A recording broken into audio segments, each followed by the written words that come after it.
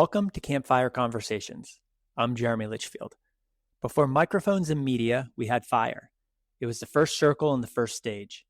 It's where people gathered to connect. This podcast returns to that circle. These aren't interviews, they're heart-centered conversations where love and fear both have space to show up.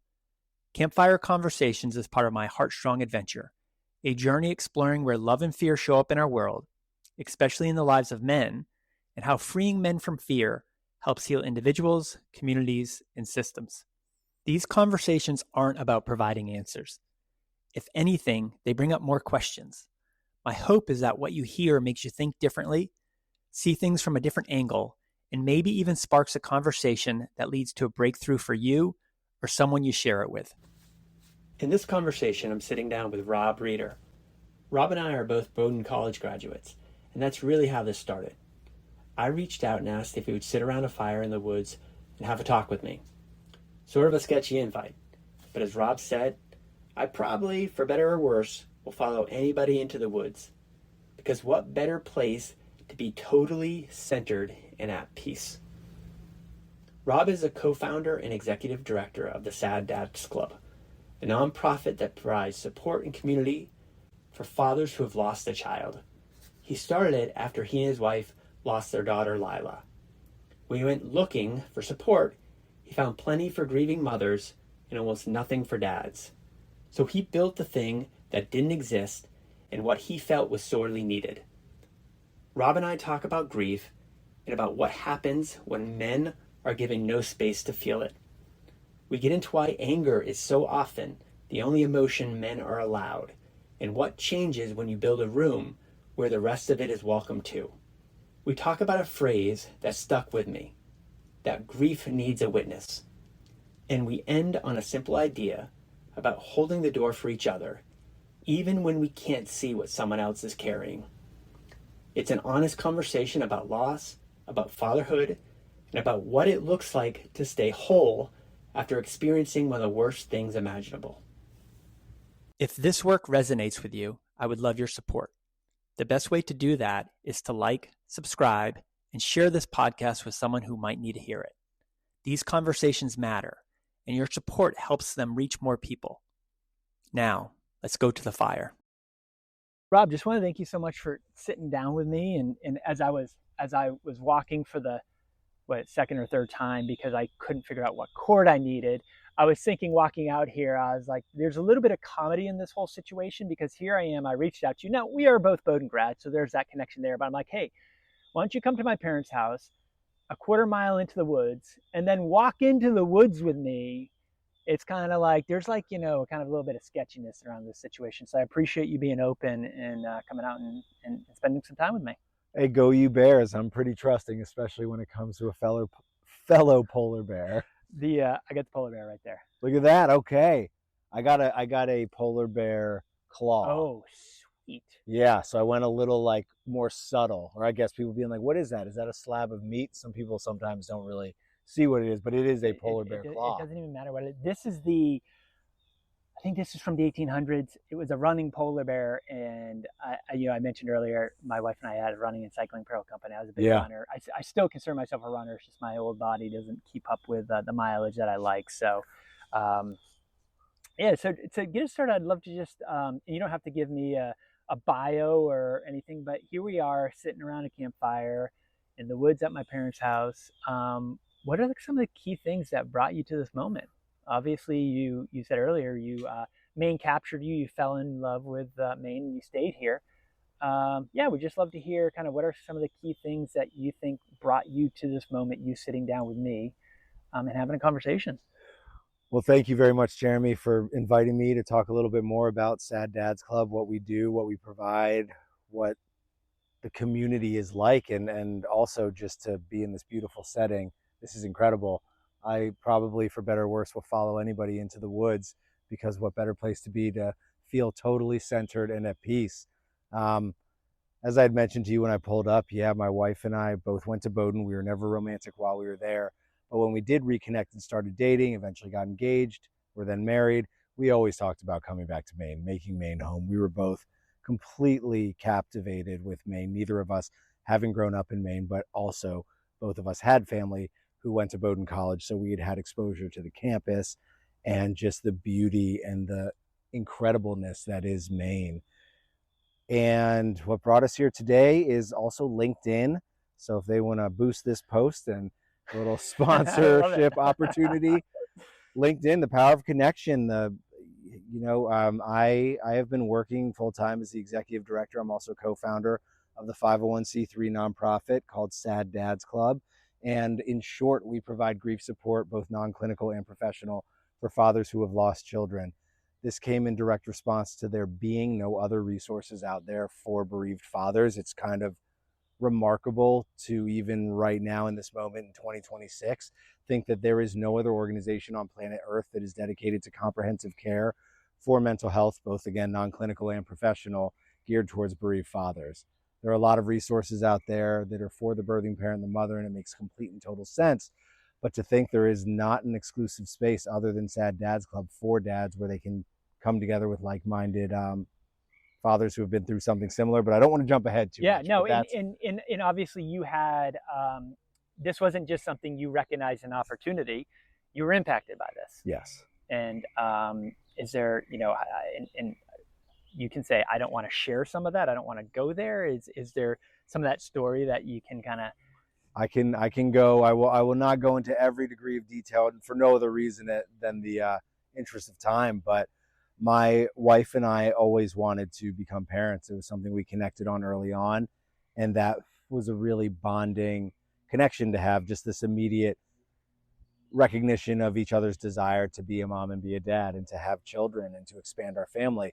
And getting pregnant was not easy for us, much more difficult than they lead you to believe in the sex ed courses that you take around the time of 5th and 6th grade. But we eventually were able to go on and conceive, and we found out the gender as soon as we could, just out of curiosity and not wanting to wait.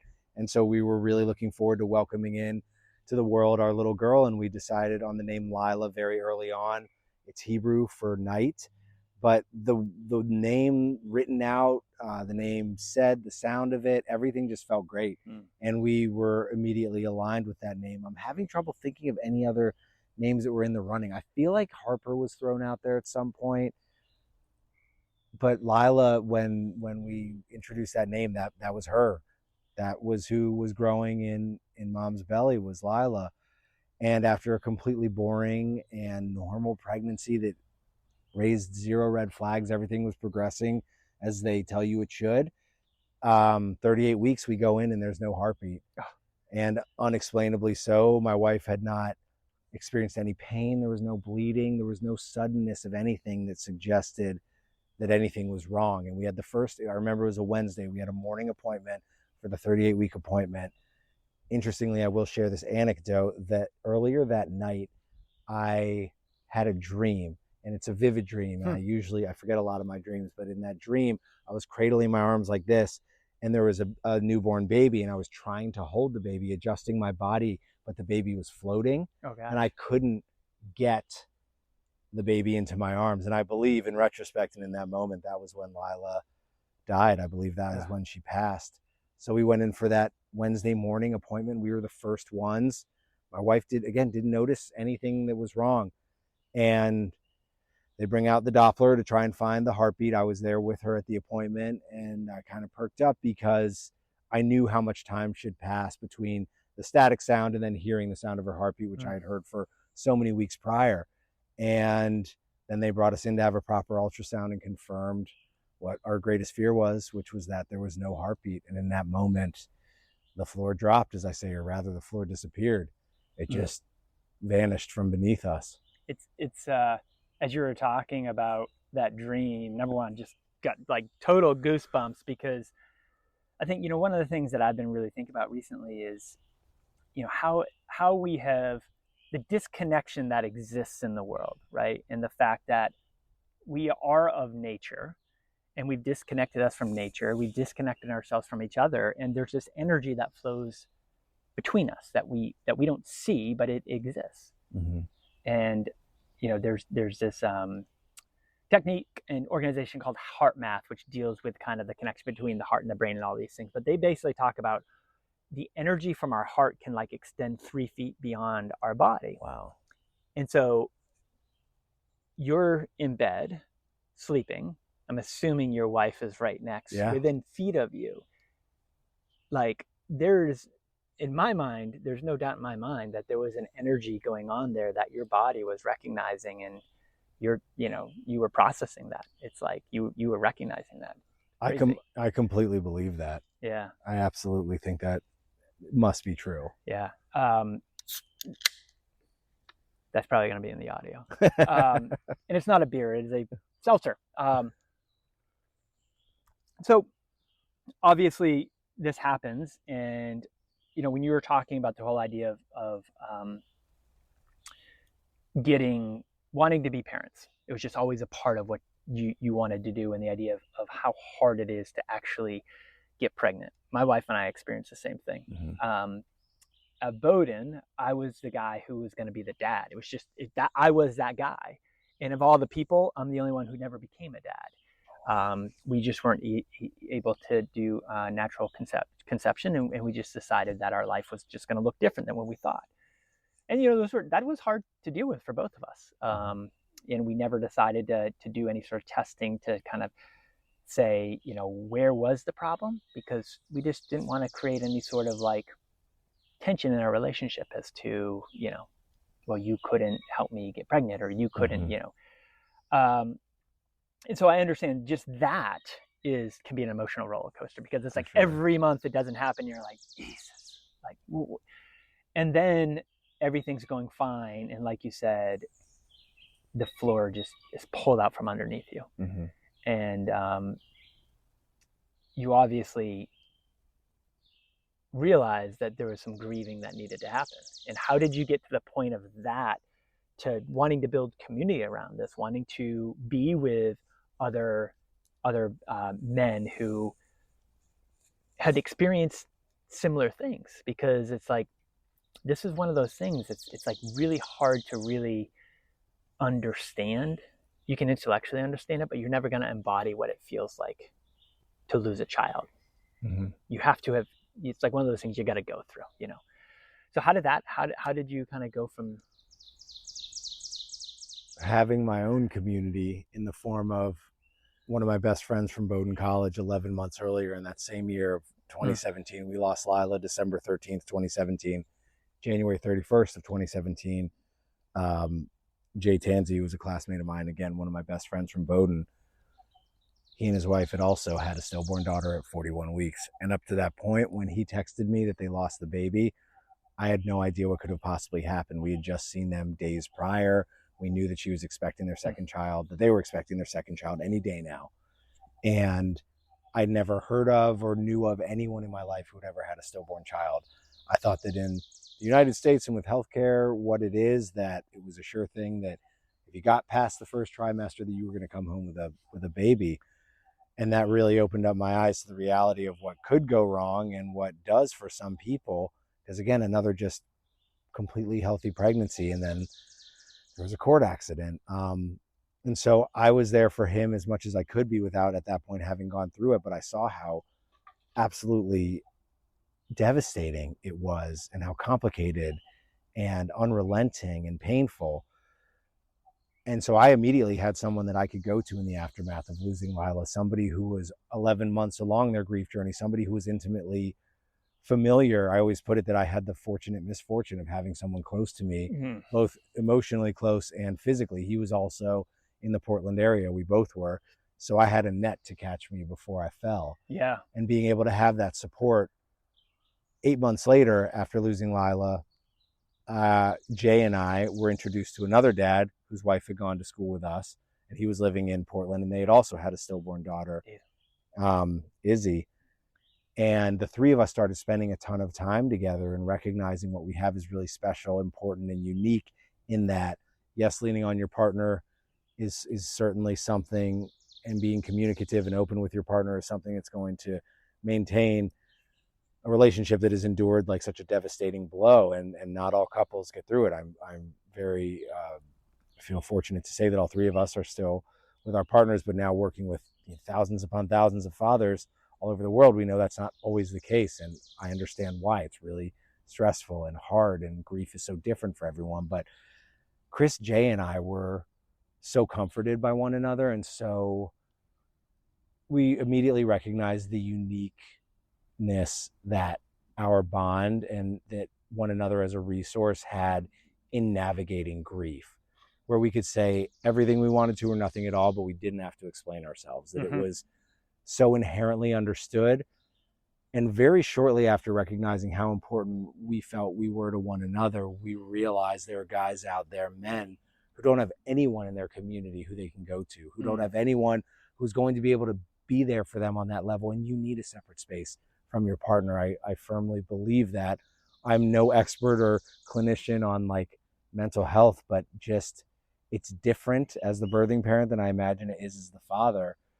And so we decided, let's start a thing that my wife came up with the name for. It was the first time that the three of us, Jay and I, obviously we went way back.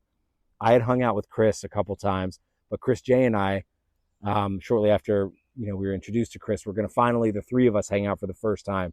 And it was this raw, cold, rainy, half snowy night in Maine, just not a pleasant evening. And I told my wife Tahila, I said, we're going to go, all three of us are hanging out for the first time. And she's like, ugh, what a night. Like, it's terrible. You guys are going to be sitting in the dark drinking beer like Sad Dad's Club. And I was like, what was that? What did you just say? And it just always stuck with me. And then at the time where we were like, let's formalize or put a call out to see if there are other dads who want to share their story, who want to engage with us, who want a space where they can talk to other guys who get it. And that led to March 1st of 2022, after months, maybe even a year of kind of conceptualizing and talking about what Sad Dad's Club would be, launching to the world with a website and an Instagram. And that was exactly how it started. Yeah. It's interesting. And one of the things that when in the beginning you were talking about how there were resources out there for the mothers, but not so much for the fathers. And it's as a culture, in a lot of cases, it's kind of been said, it's like, well men, it's culturally accepted to show anger, and that's about it. So it's either normal or you're angry. And neither of those options are great for grieving, right? And you were talking about having this space where you were talking about being comforted by your two of them, Chris and Jay. And just hearing that, a lot of people would be kind of like comforted by other men. It's like, that's not, you don't hear that a lot in culture, but it's so true, right? It's like, if we can actually get to the point, and like when you talk about even beyond kind of grieving, the struggles that a lot of men are facing today with loneliness, it's because there's so many men who are afraid to get close and comfortable with other men. And how have you found, like, it just seemed to like it happened naturally for you all. How do you still see, as men and dads are coming into the community, it can be hard for them to even get to the point of opening up and starting to express emotions beyond maybe the anger that they're feeling that this happened? No, and I don't know why that is, because I do know intimately, having seen it and experienced it firsthand, how anger is the first thing you go to. And whether it's the vibe that people feel immediately when they come in, obviously you're angry, but you're coming into a group of guys who get that anger. So it's like, you don't need to prove it. Yeah. Or you don't need to show it, because that's understood. That is part of the experience of losing a child. And interestingly, we don't see a lot of anger. We see a lot of openness. We see a lot of compassion. We see a lot of vulnerability. And whether that's the way that we open up each room, whether it's a in-person event like a retreat or a regional event, or it's a virtual session like a Zoom, I think we come into it with a very deliberate energy that's calm, because it's so racing and quick, and grief is so disorienting, that creating a space where these men can center and they can feel like they're in somewhere safe gives them an opportunity, maybe where they don't get it anywhere else, to feel protected and Yeah. to feel calm and to feel like we're also not going to judge however you do feel. Guys have come in angry, but I would say overwhelmingly, they come in with an eagerness to listen and to feel out what they think the space will be and if it will be a fit for them. And very quickly, even more quickly than I thought would be possible, men then start to open up. And they often cite the fact that I had no intention of speaking, but I felt compelled, not obligated, but I felt compelled after hearing all these other men speak. I felt so comfortable. I saw what it was doing to them. I saw their eyes light up, being able to mention their child's name. It becomes a space where I don't want to say that you're not angry about losing your child. That is like an omnipresent emotion that is going to be there no matter what. But then it's also the space where you can talk about and share your child with other people, thus amplifying their presence and creating a place where people know them and remember them and learn their name and know their sign and their birthday. And if they, lived, like how they lived. Yeah. It's interesting you say that. A couple of threads on that. A good friend of mine, I've just through some various kind of work that I do, I've had the amazing privilege to develop some deep friendships with people who are either in prison or spend a significant amount of time in prison. And after this conversation, actually, one of my friends is going to be calling me. He's incarcerated in Virginia. But another one of them basically said one day, he didn't. This is not something he made up, but he said it, and it was the first time I'd heard it.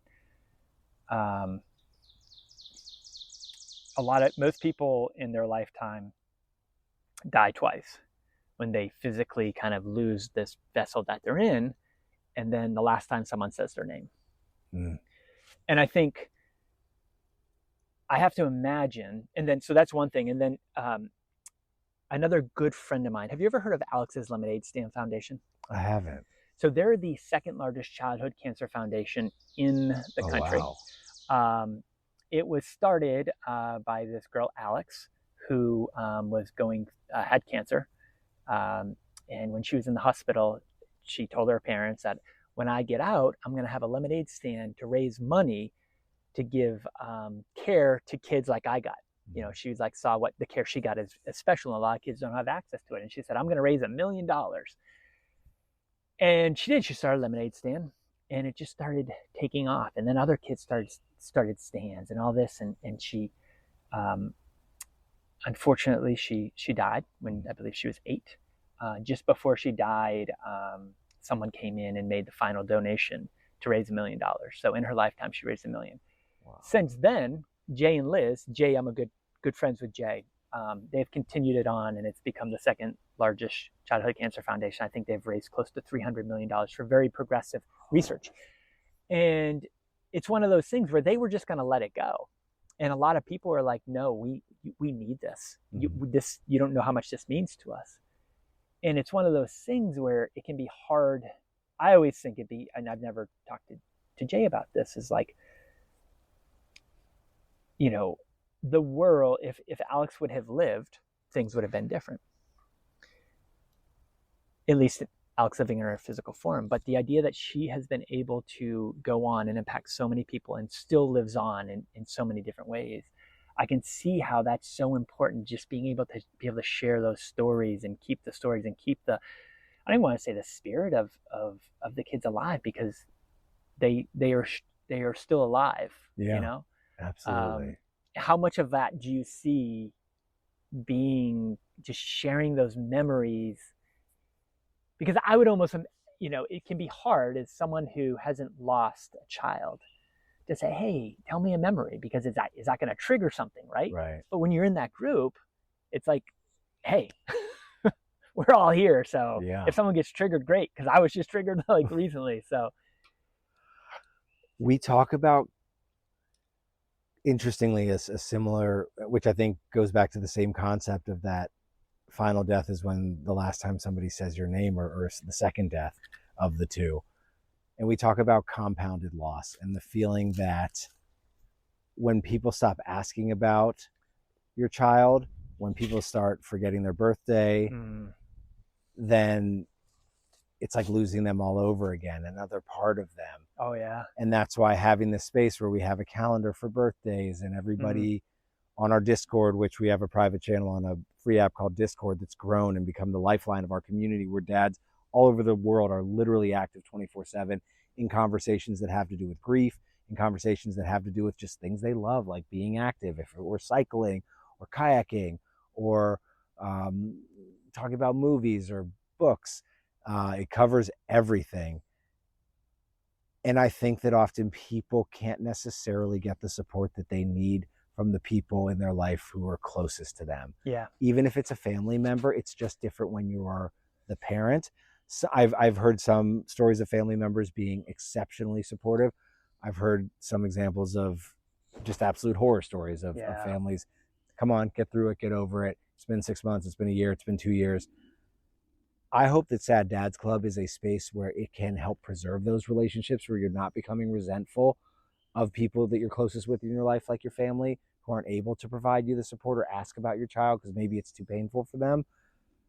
But you can come to Sad Dads Club and get all that support. You can get people asking about them. You can get people remembering their birthday, so that maybe then the people who weren't there for you as much as you wish that they were, who again historically have been the closest people in your life, you don't have to hold them to a standard that they can't arrive to, whether right or wrong. Like for some people it's too painful, if they haven't been through it, they just don't want to go there. Yeah. And again, right or wrong, it doesn't matter. I have had family members tell me, like, it's really painful for me to talk about this, I'm sorry, I just can't go there with you. Why would I continually go back to them and be like, well, why can't you? It's like, you told me you can't, so now I can get everything I need at Sad Dads Club. I can get a space where every December 13th I'm going to get flooded with birthday messages, more than my own birthday.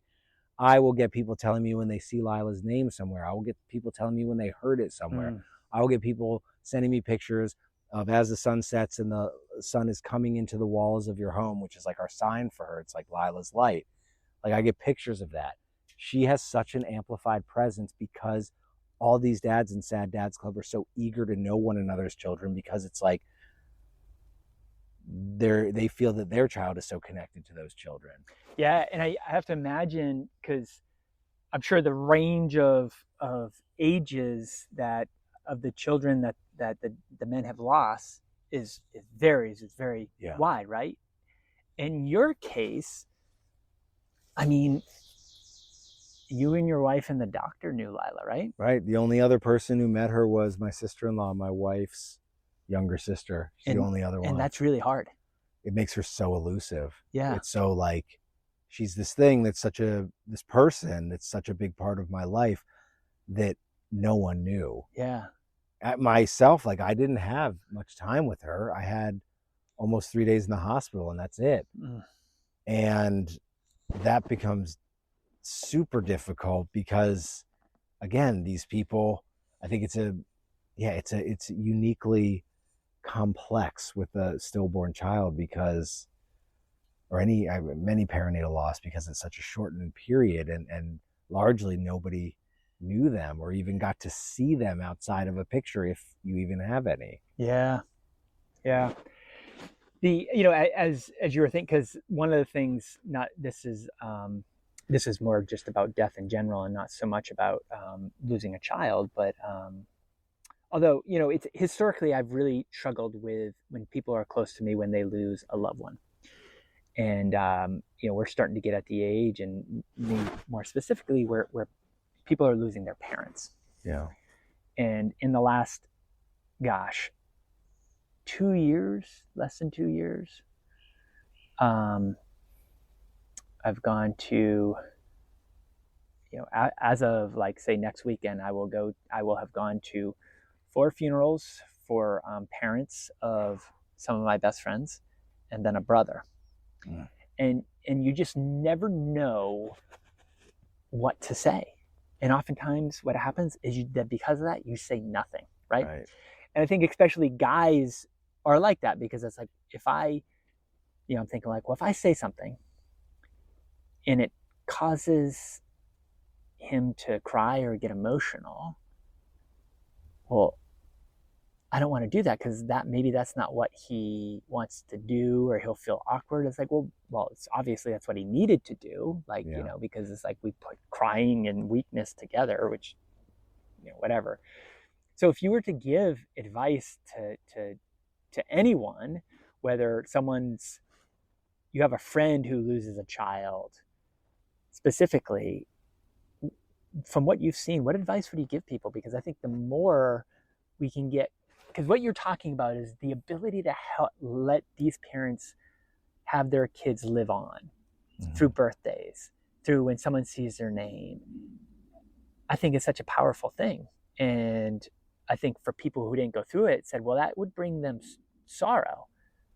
Well, it might, but it might also bring them joy. So I'd just love to hear kind of your perspective on what you've seen and how others might be able to help with that healing and the grieving. Of course, everyone is different, but if I were to provide some sort of overarching advice from what I've observed and what I've heard from other dads, it's okay not to know what to say. It's not okay to say nothing. Yeah. They will tell you, the parent will tell you, the loved one will tell you. You can ask, like, hey, is it okay if and they will say, like, nope, not in a place to go, or, oh, I'm so glad you asked. But they'll remember that you actually cared enough to ask. I think that's where resentment builds, is when people do need to be asked about that child. People do need to be reminded that other people are also thinking of them. Rarely will it, that I've found in the dads with whom I've spoken, rarely do they not want to hear someone bring up their child. Yeah. And if they are in a place where they don't want to or don't feel they can go there, then they'll tell you. But that doesn't mean that they're upset that you asked.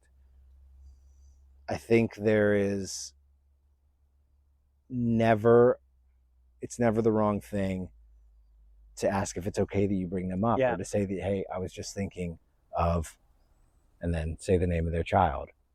I'd be hard pressed to see if that would ever be met with anything but gratitude, even if it was like, hey, it's a tough time, I can't talk about them right now. But I think that gesture would be wildly appreciated. Yeah. It's like, sounds like it's like a lot of things in life when you're on a sensitive subject, is ask for permission to say, could and give them the opportunity to say no, but just the ask, that to let them know that you're thinking about them and that they care, is what matters. And they may say, yeah, I'm not in a space to talk about this right now, but the fact that you actually did that is going to mean a lot to them. Absolutely. I have 99% of the dads I've spoken to are most upset when people say nothing. Yeah. Because people want to hear that child isn't forgotten. People want to have loved ones hold that space with them, even if they only have a very limited capacity. And I don't think it's about right or wrong. And it's so uncomfortable. I get that. I don't envy loved ones of lost parents. It's really hard, and it can feel really tense and as though you're walking on eggshells to a degree to try and not set them off. But there's also never a time or a moment where they've forgotten that their child passed away, where they've forgotten that their baby died. You're not going to remind them of it. Yeah. It's always there. And they will tell you, if, hey, could we talk a little more about her or him? I would love to. If you said you're thinking of them, I'd love to share something, or just say, I really appreciate you bringing that up. And then it'll end there. Yeah. And you will know. And I think there's such generosity in asking, and such a willingness to say, hey, I can go there with you in this moment. Is that something you're willing to do? And they'll appreciate it, even if they can't go any further. Yeah. I have to,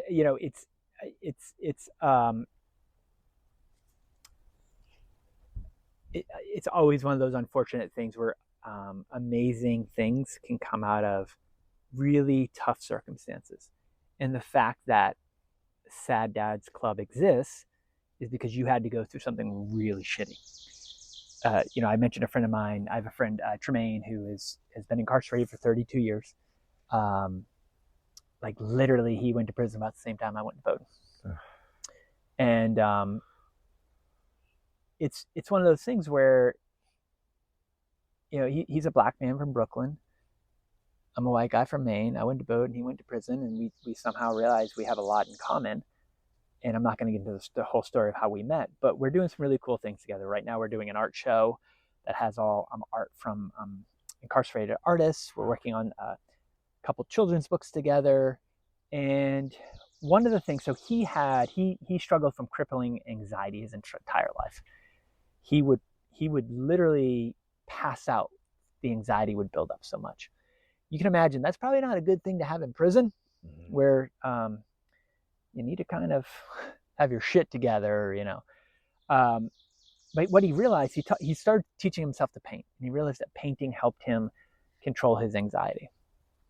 And a mentor of his encouraged him to actually start a program. So now he runs, and he actually had a session today. It was his 5th or 6th session that he started. It's a 12-week program that teaches other men how to paint who are at the same institution he's at. And it's a way to help them deal with their depression, anxiety, and all this. And it's a sanctioned program supported by Lawrenceville. And, he never would have, and his hope, he should be up for parole this year. His hope is to bring that type of programming to other places when he's out. And I think it has the ability to have a tremendous impact on people. Never would have happened had he not gone to prison, right? Not saying that was a good thing, but he was going down a bad path in life, and sometimes these things, drastic measures have to course correct. Not that you were on a bad path in life, but your circumstances had you start something that is helping thousands of men. I told you the story of Alex and what her parents did, right? Obviously there's kind of the celebrations that are happening. Have you seen other really powerful things that have been built out of the loss in the community?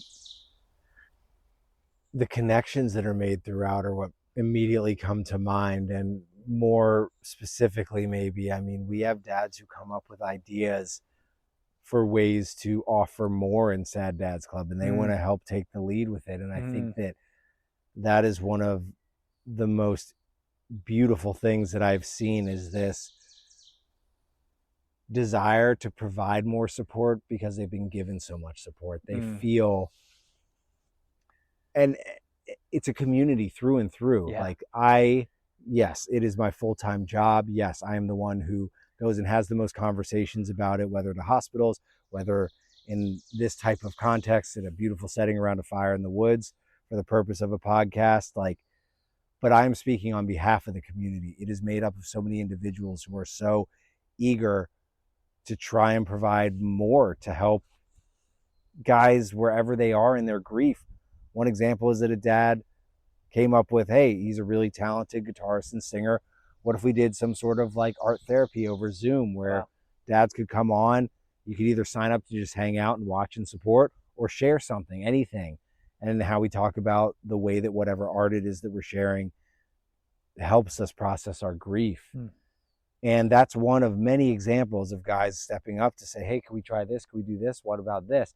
And it's all rooted in a desire to explore grief in a way that might help a dad more than maybe current programmings we have. Yeah. Because the more we offer, the more we're able to meet any dad wherever they are, whenever they come through and find us. But the overarching thing that's just so beautiful to see is these people, these dads who they've made now lifelong friends. Friends doesn't even sound, it's not an adequate enough label for it. It really is this brotherhood that has spawned from it.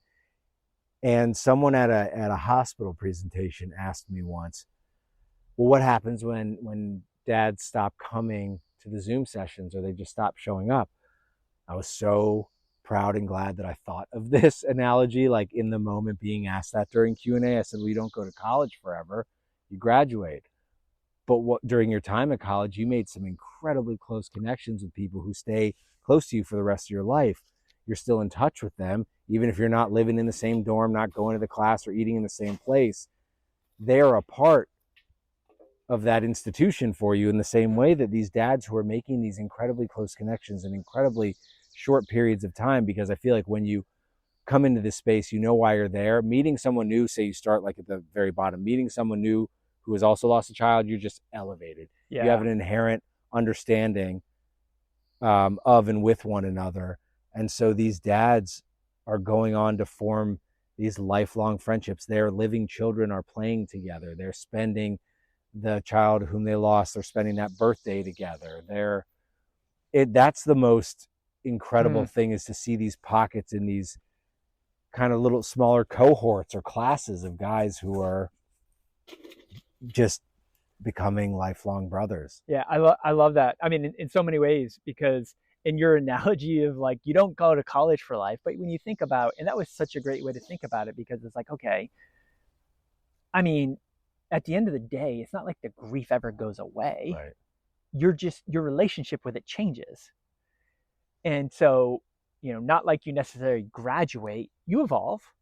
And, a lot of people, when they graduate from college, they stay active as an alumni. Right. And it's like giving back to the organization that gave to them. But it seems like what you have built is such an interesting, you've made it so open, and like, hey, the idea that everyone processes and experiences grief differently. So we need to make sure that we have a lot of different ways that dads can step into to help them. Yeah. Right. Because it's like, you could sit around, people could be like, oh, Sad Dads Club, it's just a bunch of guys who get together and drink beer and drown their sorrows in their beer. Right. And maybe sometimes that happens, and sometimes that's required. You just got to get it out, and and you're like, shit, I'm gonna drink a bottle of tequila tonight, I'm gonna regret it the next day, but whatever, it's what I need to do right now. But then, just whether it's art or music or cycling, anything, it sounds like people have seen, this has helped me, let me bring this to community so it can potentially help other guys as well. That eagerness to share what has helped them, because yes, we talk about struggles, but we also talk a lot about successes, because that helps management of grief. Somebody who has found a new outlet in a way that helps them connect to their child while also feeling physically better. An example that I've used often, just because it was a moving one, was that there was an avid runner in our community who was like, guys, every time I go to grab my running shoes, I just can't do it. I can't put them on. I know it's going to be good for me. I know it's going to make me feel better. It's something I've always loved, and it's just like what I do to feel good. And I just, since losing my son, I just can't.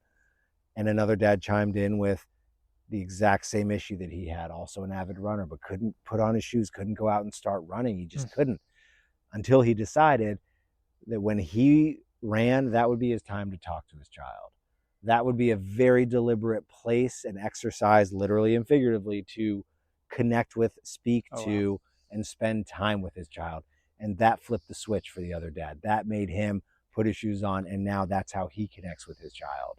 I love that. Which is amazing. It's like, they had to change their relationship with running. It was becoming something completely different. Yeah. For them. It became like, hey, I'm going on a run with my child. Right. That one of our OG dads, one of the dads who's been with us since the very beginning, he's actually he's on the board of directors, and he refers to our retreats that we host twice a year. Next year will probably be 3 or 4 times a year. But he refers to those as taking a vacation with his son. Yeah. Like taking a trip with his son. Wow. Because it's so deliberate and dedicated, and you know exactly why you're in these physical spaces with these other guys, some of whom you've gotten to know, some of whom are to you a complete stranger, but you know why they're there, and that puts you very immediately in a very intimate and vulnerable space with them. And we all also know that we're there for that reason. I used to say, loss brought us together, and that same dad who refers to our retreats as a vacation with his son says, no, I think our children brought us together. And that's just another way of looking. That's a better way, I think, of looking at it. And I love that perspective, because that, again, is another way to keep our children and their gifts to us very robust. Yeah. It's interesting. Yeah. Because I mean, you could probably write a textbook on community building 101 from the ground up. I don't know. Because it's like, you think about, everyone talks about community building, and I feel like everyone tries to do this very much this top-down approach, and it's almost by necessity. It had to be bottom up here.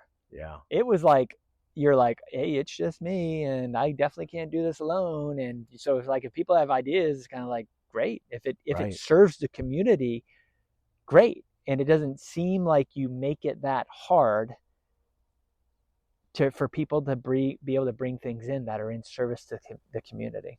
As long as that's what's in mind, we're going to try it, because we run ourselves. Like, it's just us. And I grew up going to Quaker school, so I so strongly believe in the power of community, and that everybody is equal, and that we all have something of value to offer. Like, that is my absolute belief. If there were anything that I could say about myself, it is really, and I love community. I'm an extroverted person, which is interesting because we even have a lot of introverted people, and it just works. I think because everybody is bringing something in, whatever they can bring in that moment. There is no expectation to share or to come to every single Zoom meeting. Like, there's the expectation that there is no expectation. There is the belief that come as you are and engage with the space however you think it'll best serve you. And creating that kind of welcoming makes people really comfortable. They can go, whew, okay, so I don't have to, like, we're not going to sit around in a circle and then be like forced to share. No, on Zoom, if you want to keep your camera off, keep your camera off. If you just want to listen, just listen. If you want to speak, the floor will be yours when it's your turn. There is an opportunity for everyone to engage however they feel most comfortable, and that comfortability that we sort of prioritize, and that continued message of this space belongs to all of us. No one, it's all of ours. Yeah. So we should all be able to contribute to it, and then people do. Yeah. Well, it's interesting because, I've part of some different communities that are primarily tend to be virtual, and it's like, when you have your Zoom sessions, which I struggle with virtual. Yeah. I mean, it's great in some ways, but man, I'm just like, I'm a be in presence with each other. Yeah. And they're always like, please keep your camera on. Mm-hmm. And it's interesting. It's almost like that seems to be the rule. And you're kind of like, you guys are kind of like, if you want to have your camera on, have your camera on. If you don't want to have your camera on, don't have your camera on. Because that could be the barrier that prevents people from showing up. There's some I guys just that, literally want to listen. That's all I'm here for right now. Mm-hmm. And you let them show up to just listen. Like, I think that because we always, there's so many different people that say, hey, we meet people where they are. And you say that, but the actions and behaviors don't necessarily align with that, because if there's rules and how you have to show up, as simple as have your camera on, then you're not necessarily meeting them where they are. Not everybody is going to be ready for that at the same time. And I think that's an unrealistic expectation. And maybe because of what we're dealing with and the subject matter, it's easier almost for us to be more sensitive to say, like, show up however you want. We make no rules around camera on, or when we're in person in our retreats, we have very little structured programming, not because we want to get away from planning or avoid planning. It's because we want people to be able to utilize the space however they want. Yeah. And we also feel that letting people have the space and time to themselves and however they want actually prioritizes the deepening of relationships that they get to have with the other dads that are there while they are. Yeah. And it just works to retain dads. And what we want is that, back to like what happens when they stop showing up, it's also a good thing. Yeah. They feel like their grief is more manageable, and they also know that they can always come back. Yeah. You're not leaving. You're just, it came about because dads who were from, with us from the beginning, it started small, and it very organically and steadily grew. And some of the original cohort was like, I feel bad. I'm just so tired tonight. I got to miss the Zoom. Was like, do whatever you have to do for you. Someone's going to be there to open the room. Someone's going to be there to facilitate. Any new dads who are coming there, if like, they almost felt this pressure, like, oh, I have to keep showing up. It's like, no, but you also have to take care of you. And you're a year plus. So maybe that means, and you might have now like a new child at home, or you might have a partner who needs to spend some time with you. You might just need to collapse on the couch. But this is always here. And I think that's really what keeps people so comfortable, is they know they're not being watched in a way of like, oh, how many Zooms in a row have I been to? Or I've been to every single retreat, or it's there when you need it. And that's what it's designed to be. And we say, like, sometimes it might feel too heavy. Sometimes you might kind of want to come, but you're like, I feel really like bad tonight. Yeah. Not bad in a way where Sad Dads Club would help. Bad in a way where Sad Dads Club might actually hurt. Yeah. It might be tougher for me to hear these stories from newer dads. And that it's so interesting, because we ask everybody to prioritize themselves while also taking care of others. But first and foremost, you have to prioritize yourself. Yeah. I think the word selfish often gets a bad connotation with it, and it's meant to be this, like, if you're selfish, you're bad. I think you have to be selfish in many ways to be able to be any good to anyone else. Yeah. I mean, it's like, I don't think you can be selfless if you aren't selfish. Yeah. If you don't take care of yourself, you certainly can't take care of others. Right. And I think, that's I think some of the problems in the world today is related to that. But it's interesting. One of the things, there's some stats that really just stick out of my mind. It's related to men in general. Of I don't know if you've seen these. Men are 4 times as likely as women to commit suicide. Yeah. Young men are 5 times more likely than their young female counterparts. And people talk about the state of men, and men are in crisis. Men are more likely to die from death's despair, and all these things. And in some ways, I mean, it sounds like you're seeing a completely different side of men.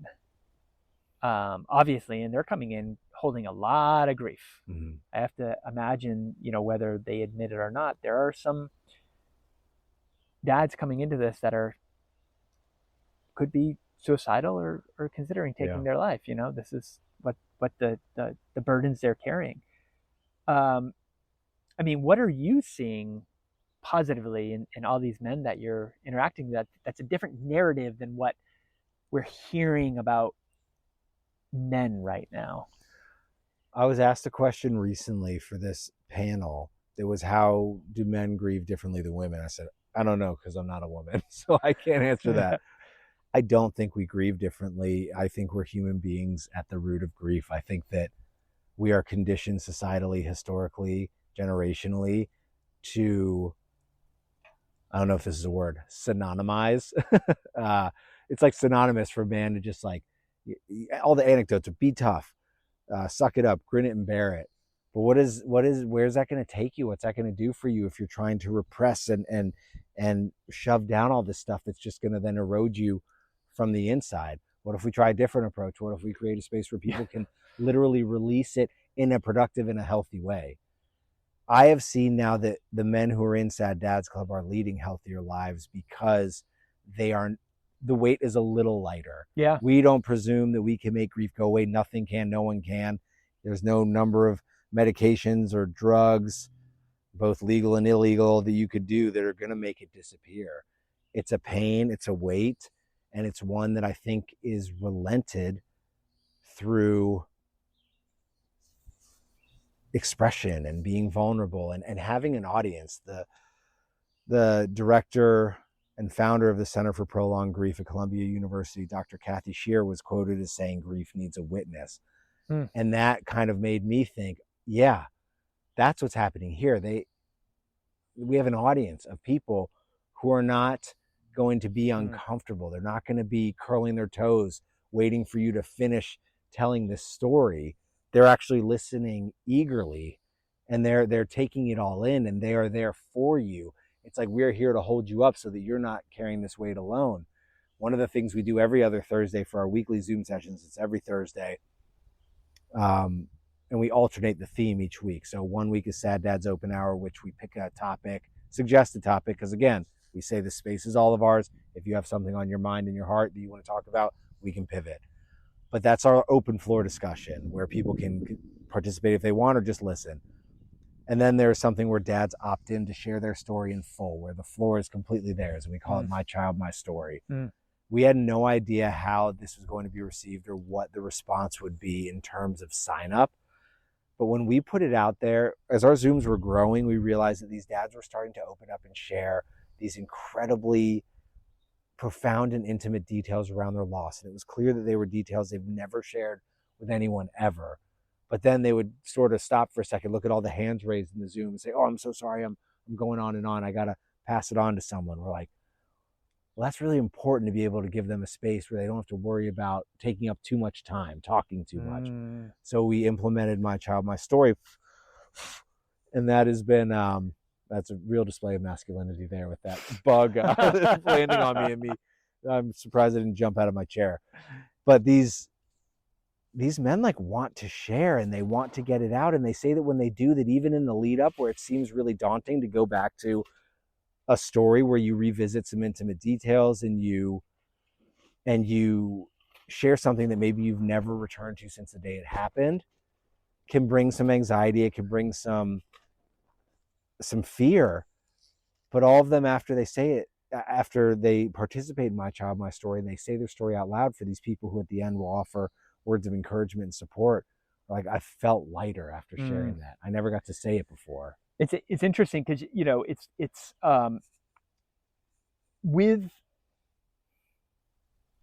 absolutely warranted. You know, a lot of people will say that men take up a lot of space. We do take up a lot of space. If we're in, you take about the workspace and the space that men take up versus women. I'm not talking physical space. It's like we take up a lot of space. Yeah. It's just, and you know, white men specifically do. We've been in a historically a huge position of privilege and power, still are, and at the same time, we have to be careful that we just don't take all the space away. And especially in this case where like it really matters, like, the idea that grief needs a witness. It's like, I'd never heard that before. And I'm so happy I just put the smoke. That always happens. I'd never heard that before, but it's like, it's really so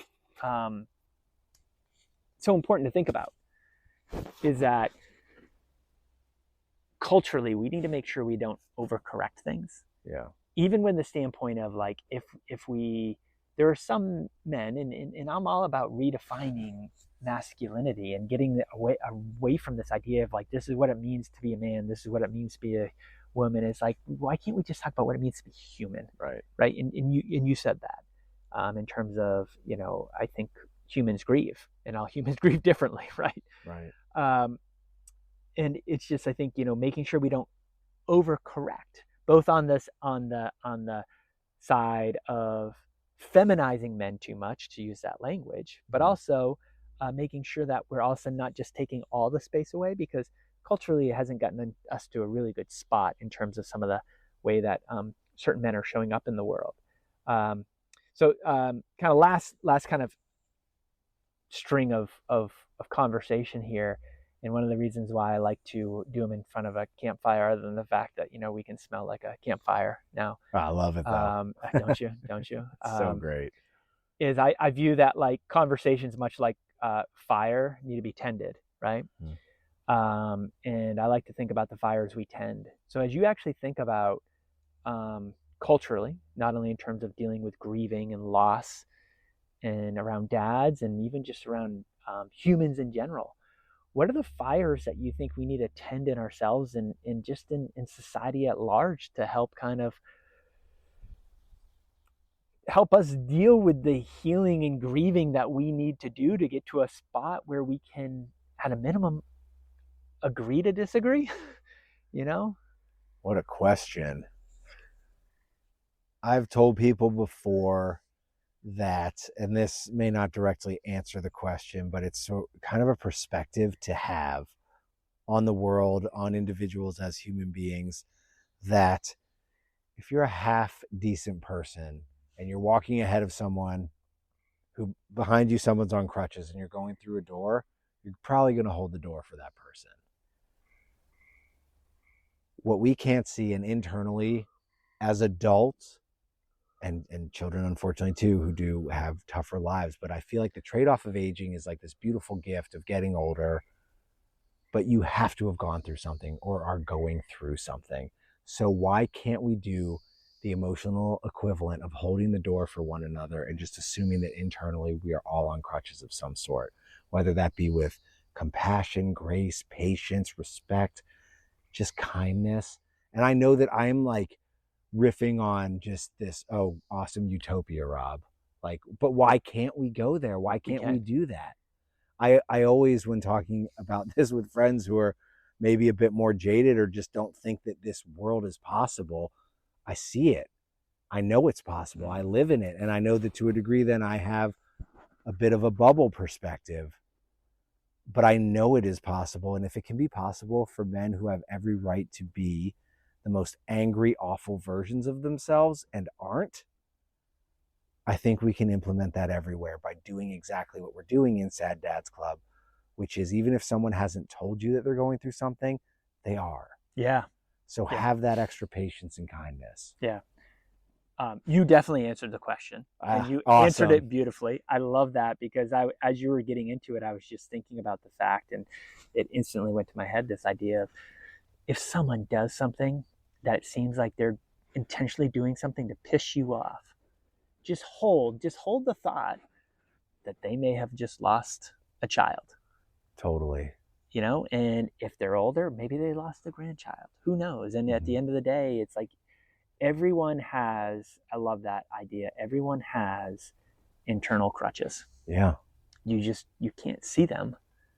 And we can give each other a whole lot more grace in terms of how people might be showing up, knowing that there are internal wounds, there are scars, there are injuries that are driving people to act the way that they are. And yeah, that's beautiful. Rob, thanks so much for doing this. This was great. And yeah, I think what is, I guess, one last thing, one last plug. So if people want to find out more about Sad Dads Club, whether it's for themselves or for a friend, a loved one, or just to kind of support the work you guys are doing, what's the best way to do that? Best way is to find our website, saddadsclub.org. Also on social media, the most utilized platform of ours is Instagram, where we can be found at sad.dads.club. And just thank you so much, Jeremy, for the invitation to do by far the coolest backdrop setting for an interview. This is going to be a tough one to top. So I appreciate so much the opportunity to come and just spend time talking with you about this stuff.